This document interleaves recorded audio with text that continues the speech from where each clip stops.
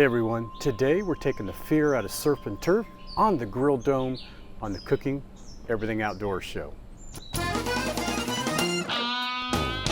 The Cooking Everything Outdoors show is sponsored by Camp Chef at OutdoorCooking.com and IslandGrillstone.com.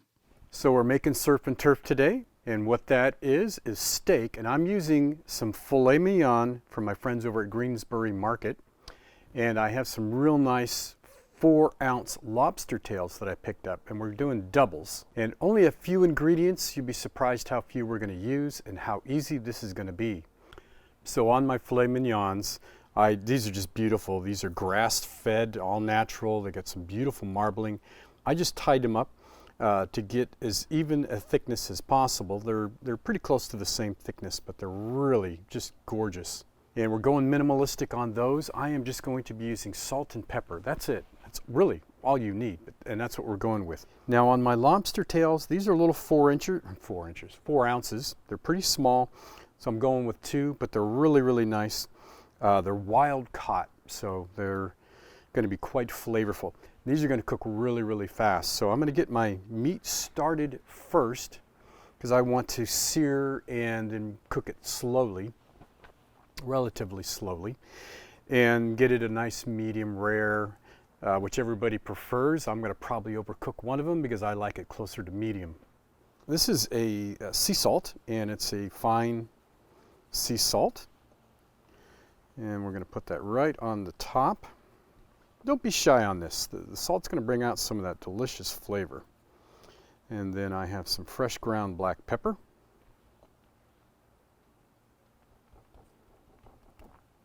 Just repeat on the other side. So right now I've been preheating my grill dome well over 30 minutes. So I know my grate is nice and hot. It's hovering right around 400, and what I'm going to do is sear. Now for searing, you can get this up to 500, 600, 700 degrees, but this is a really thick steak, so I'm going to just sear it on each side, and then I'm going to bring it up to temp direct heat, and I think that I'm going to get a really, really nice even cook on this. And then I'm going to put my lobster tails on there just a little bit after the steak, because the steak will come off and rest, and then the lobster tails cook really, really fast. So to show you that you don't have to mess around with temperatures up and down, we're going to do it this way.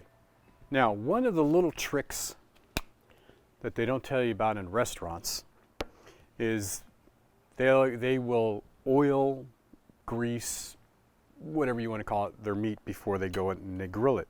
Now, as a backyard cook, you can put a little olive oil on your meat to keep it from sticking, or you could do it on your grate. But what they quite often do will take a can and spritz it real quick to get some coating on it. Now this actually happens to have some mesquite flavoring, so it's a big win for me.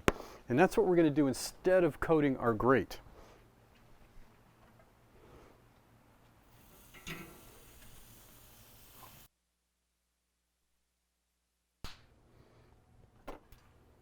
Cover this up about 3 or 4 minutes, and then we're going to give it a spin.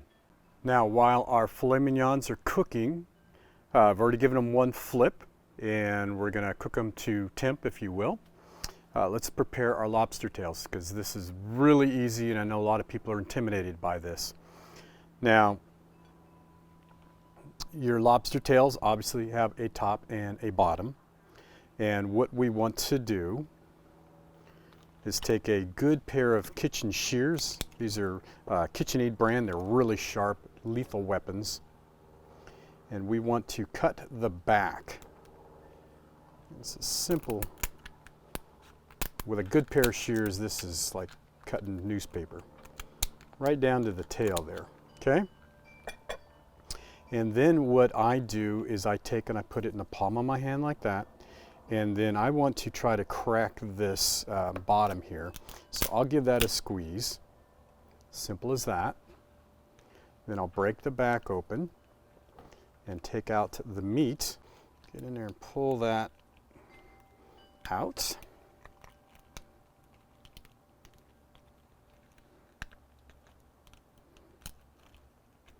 Now once the meat is out, close that top back together and then lay the meat on top of that.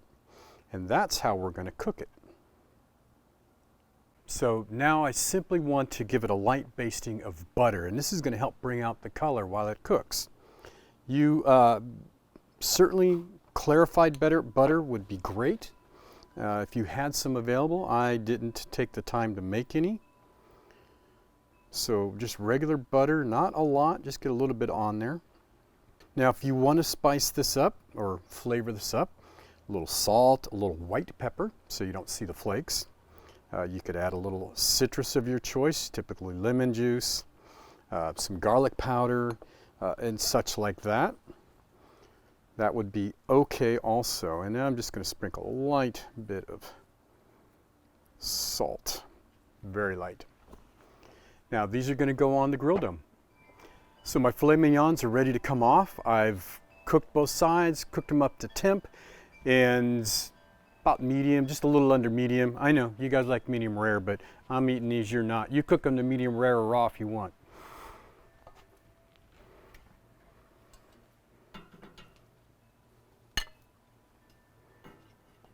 Yeah. Those look good. Now for our lobster tails, we're going to put these shell down. I'm going to do this with my hands, it'll be a little easier. Just like so. And these truly are going to only take a few minutes to cook.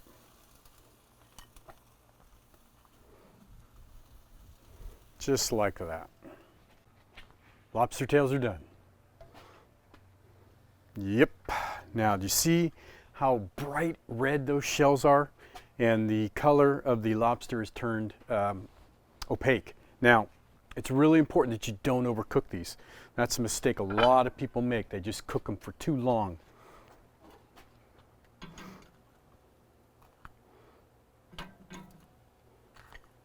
Okay, this is it. Moment of truth.